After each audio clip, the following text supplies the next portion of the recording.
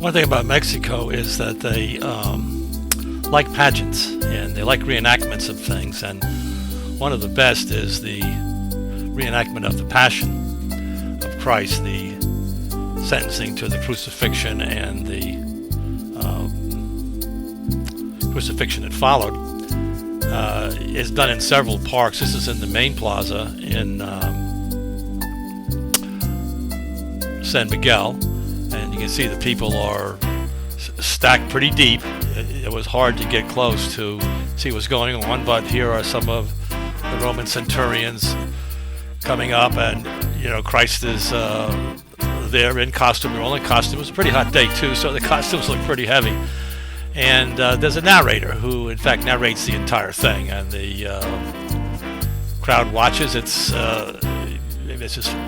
just familiar to them as the football pageants are to us. We no longer do this kind of thing, at least not the majority of people.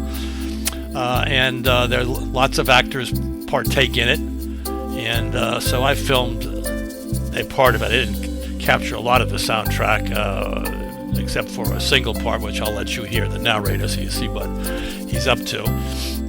But it gives you a general idea of how this is done, because this is a highly religious country, not in the government sense, but in terms of the general population. So here's, I think, is a reading off of the charges against Christ, and right now as Pontius Pilate gets up and he's washing his hands, etc. And we'll take a listen to the narrator. Que se lo envío para que él dicte sentencia, ya que por mí no encuentro causa alguna para sentenciarlo. Ustedes, ¿qué desean? ¿Que los acompañen o debo quedarme en mi palacio? Rey Herodes, no habría más grande alegría si tú nos acompañas ante Pilato para que al fin... Well, that was the narrator, and I decided that was enough for me, so I decided to take off and go somewhere else in the park, specifically to get some goulash at Wendy's, because Chad's wife was going to make some special. She's Hungarian, Chad Gustafson, the owner.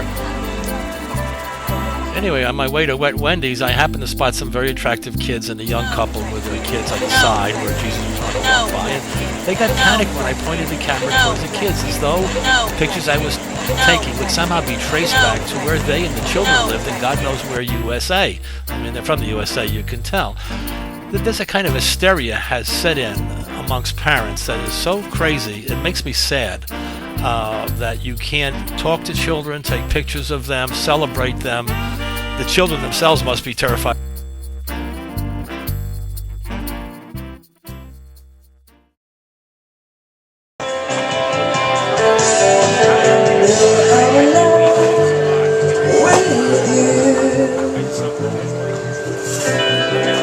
You make me feel as though whatever words I say